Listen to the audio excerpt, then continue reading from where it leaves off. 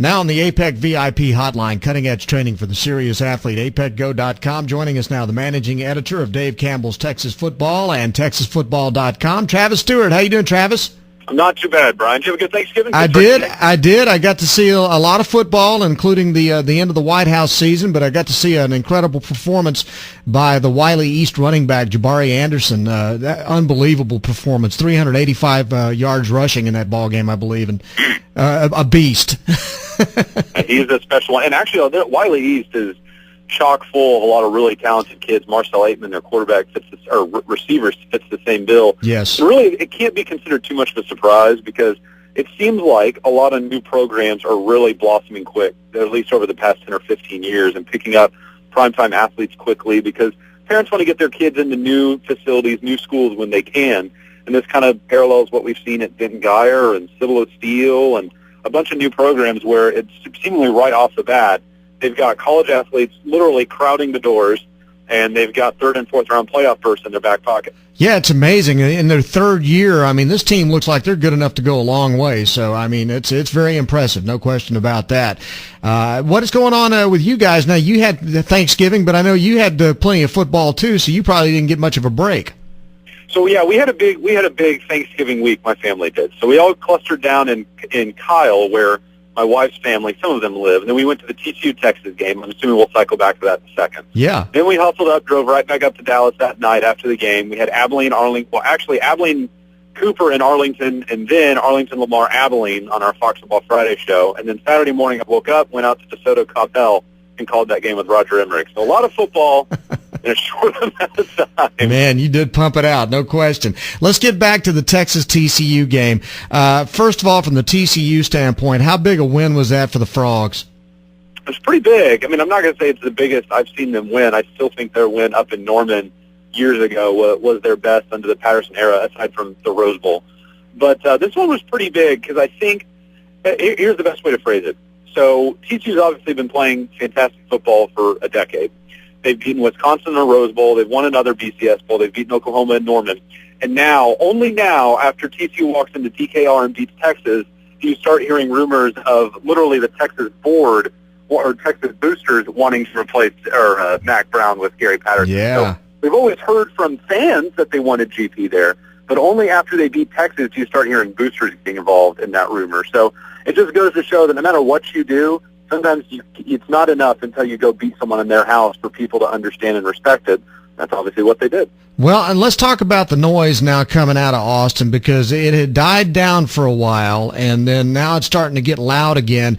And I was reading something somewhere yesterday that some of the real strong supporters of both Mack Brown and DeLoss Dodds seem to be kind of wavering on their support now, too. I mean, if Mack and Texas lose to Kansas State this weekend, what kind of trouble's he in? You know, you and I have mentioned on this one a couple of times, and it feels like the narrative keeps changing as the games are wins and losses. That's pretty typical for college football. I still think it's a long shot for Mack to not be there next year, and I think it's an exceptionally long shot for Gary Patterson to not be at TCU next year. I know the SEC programs are out there, but realistically, now that TCU's in the Big 12, amongst the only things that SEC and the programs can top TCU with would be, I guess, fan events.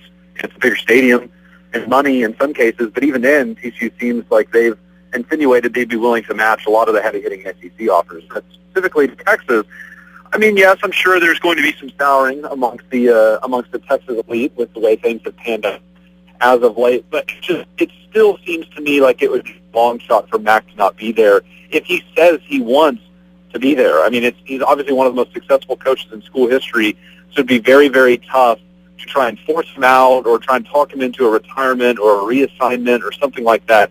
It seems like that would be a long shot. I think he'll still be there. Well, one of the things that has popped up, though, is that now the instability at quarterback again, where, you know, David Ash looked like he had the job by the throat all year long, and then it started to, unravel for him here in the last few weeks, and then he's injured, and now Case McCoy's back. So now you're looking at 3 straight years of quarterback instability to go along with the fact that it could be a 4-loss season, and that's unacceptable at a place like Texas. And those kinds of things just seem to kind of start mounting, adding up against Mack, it looks like. Now that really does seem like an issue right now, the quarterback spot again. So obviously Ash was horrible against TCU. I don't even think he would argue with that. He had a bad day. And I thought what was especially telling was late in the first half when Ash had just fumbled the football, TCU had the ball back, and then right at the end of the first half, there's less than a minute left to play. Texas was backed up pretty far on their side of the field. They went with Case McCoy instead of Ash, and I can understand sometimes changing up quarterbacks to give yourself a spark. It worked obviously fantastically well against Kansas and against A&M last year. But with under a minute left to go, back that far up on your own side of the field, it seemed very odd to try and go with a change of pace there. So, yeah, in my mind, that was one of two things. A, Ash was injured of some sort, which appears that they've actually said he was suffering from some rib issues, which could explain a lot of his underthrows. So it could have been that, maybe, or it could have been that they were really worried that Ash had been turnover prone that day, and they're worried about him turning it over again. Mm-hmm. And if at any point you're taking a starting quarterback and you're benching him because you're afraid he might turn the ball over at a bad time, then I don't care what anyone says, you have a quarterback issue. I mean, that's a fair degree of a quarterback controversy. I know a lot of coaches now and a lot of programs now seem very comfortable with the two-quarterback system, and we want to have two quarterbacks to play, blah, blah, blah. I'm sorry, I don't buy it. If you're a coach and you're a program, you want to have a guy like a Johnny Football. You want to have a guy. That is what you want. And anything else, aside from that, is just kind of lip service to the point. Well, and then you just mentioned something else that makes me believe that the heat is really getting turned up on Mack, because just down the road, College Station, all of a sudden, everywhere you look, the darling of college football right now is Johnny Manziel, and Texas A&M is on a hot streak. They're riding a wave, and that's got to be getting under the saddles of some of those Texas X's as well. Oh, I mean, it absolutely is, and I promise you to every inch of my being that is bothering people out there. But we've said it for years here at Dave Campbell's that these things are cyclical. And in the 60s, it looked like Texas would never lose again. In the 80s, it looked like A&M would never lose again. And then earlier this decade, it looked like Texas would never lose again. But empires rise and fall. And I'm not saying by any stretch of the imagination that Texas's time in the sun is done. Rarely have they had long stretches of mediocrity to poor play.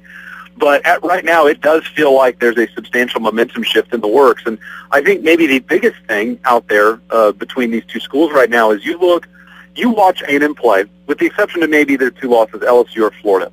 You watch A&M play, and that system on both sides of the ball looks like it's a lot of fun to be a part of, doesn't it? Oh, I mean, yeah. Doesn't it look like it's fun to be in that offense? It Absolutely. doesn't look like it's fun to play on that defense. And so I think kids are sitting at home on Saturdays. They're watching these games. They're watching Texas. Okay, they may finish 8-4, maybe 9-3. We don't want to write them off against Kansas State. Maybe 9-3. But then you watch A&M. They're 10-2 in what's supposed to be the toughest conference in the nation, and they look like they're having fun, and kids want to be a part of that. That's a powerful motivator. No question. And there's one other factor I got to throw in here. I agree with you that things are cyclical. We see it everywhere. What has changed, though, over the last 20 years is the patience of the fan base and the administration. I mean, just this past weekend, I called it Black Sunday. I mean, we saw a ton of college coaches getting fired after second, third years. In fact, the Southern Miss coach got fired after 1 year. I mean, the patience level is just not there anymore, and that's why I think that it's even more interesting to keep an eye on the situation in Texas, because whereas it would have been unthinkable a few years ago, nowadays, boy, people are a lot more quick to pull the trigger when they don't think things are going in the right direction. Yeah, and you can't argue at that point because there's too much evidence to support it, especially this year. You just mentioned Ellis Johnson at Southern Miss, and that was a shocking fall from grace, but still 1 year is a quick hook. And I think the answer, there's always been money in college football. There's always been an emphasis on winning, and it's always been a high-important sport. But now the money is so great, and the risk-reward of being good and being bad is so pronounced that I feel like sometimes ADs and university presidents are almost at the mercy of their big boosters, where a lot of the money is coming from to make a move like that when things look like they're going south. You have boosters sitting there saying, I'm paying X amount of dollars, X with a lot of zeros underneath. I'm paying X amount of dollars for this suite, or I'm paying X amount of dollars to have my name on this end zone, or whatever. And when the team comes in and they're 2-10 or 3-9, that is untenable to me. Fix it. And I mean, the athletic director is not going to fire himself, and you can't get rid of your players. So really, the only thing you can do is turn to a head coach. So there is some writing on the wall there for Texas, but Mack is almost grandfathered in from a slightly different era, I think, now than some of the guys that get brought in 1 year at a young age, and then you can just dump them and move on to the mid-level names. The other thing, I was thinking about this yesterday because I've talked to a number of people, both with the Baylor Nation and with TCU, who both believe that Gary Patterson and Art Briles are very committed to staying in Waco and in Fort Worth. But the thing that, and the money's there and the facilities are there, I get all that. But the one thing that Baylor and TCU can't promise when you start talking about openings like Texas, if there was an opening there, or like openings that are available like Arkansas or Tennessee, is when you get down to the question, can you win a national championship where you are? And I think that you have to say at TCU and Baylor, the answer is emphatically no. You can't win a national championship there unless everything, I mean, the heavens have to open up and you have to get rained with so much good luck to go along with having a good program, whereas you've got a little bit better chance, I mean, because it's been done at Arkansas and Tennessee and Texas and places like that, which makes me wonder if maybe at some point one of these coaches says, I like it here a lot, but I would really like to have an opportunity to play for the brass ring just once in my life, and I just don't think I can get it done here. I'm sure there is a certain element of that, but especially now with TCU and the Big 12, I think the way it works now is, yes, you have to get lucky. For example, if 4 programs go unbeaten, and 2 of them, one's in the SEC, one's in the Big 10, one's in the Pac-12, and one's TCU or Baylor, yeah, it's going to be a tough sell. But traditionally, there's really only been 1 or 2 undefeated teams out there every year. I mean, it just doesn't happen that there's more than 2, much less more than 1 sometimes. So if you're Baylor and TCU, you can still, with a straight face, sit down and look at a booster, look at a kid, look at a parent, look at another coach, and say, if we take care of our business and we go unbeaten, the odds are going to be in our favor. So, yes, they have to get lucky. They can't get caught up in a 4 or 5 team unbeaten logjam. But traditionally, I think history shows that luck would be on their side in those circumstances. So I see a little bit of truth in it, but at the same time, I still think if they can take care of business, that the field is wide open for them. Okay. All right, so what's going on with you guys high school football-wise this week? Well, one more week of Fox Football Friday, and then we wind that greatness of a program to a close for the year, and I actually get to go to a high school game instead of sitting with my back to one looking at a camera for 4 hours. But this week we're going to go up into Roy City, so I guess kind of East Texas a little bit, where we have Red Oak and Frisco Centennial. A Red Oak team that has beaten Lancaster this year, which is a heavy favorite, not heavy, but a big favorite for a state title. And then Red Oak knocked off Sherman last week, which is a pretty big upset too. And then Centennial counters with a gaggle of kids who are collegiate caliber, one going to Arkansas, one going to TCU. There's a lot of big names there. So we're excited about that one. I just don't know who I'm going to pick yet. It's been causing me stomach anxiety for the past 48 hours. Don't do that. Don't do that. We want to keep you well and want you to enjoy your ball game there, okay? I promise I'll try. Hey, good deal. Travis, thanks again for coming on with us. We appreciate it. Yep. See you, Bryan. All right, Travis Stewart from Dave Campbell's Texas Football and TexasFootball.com on Bryan Houston Sports Radio Live on 99.3 Talk FM.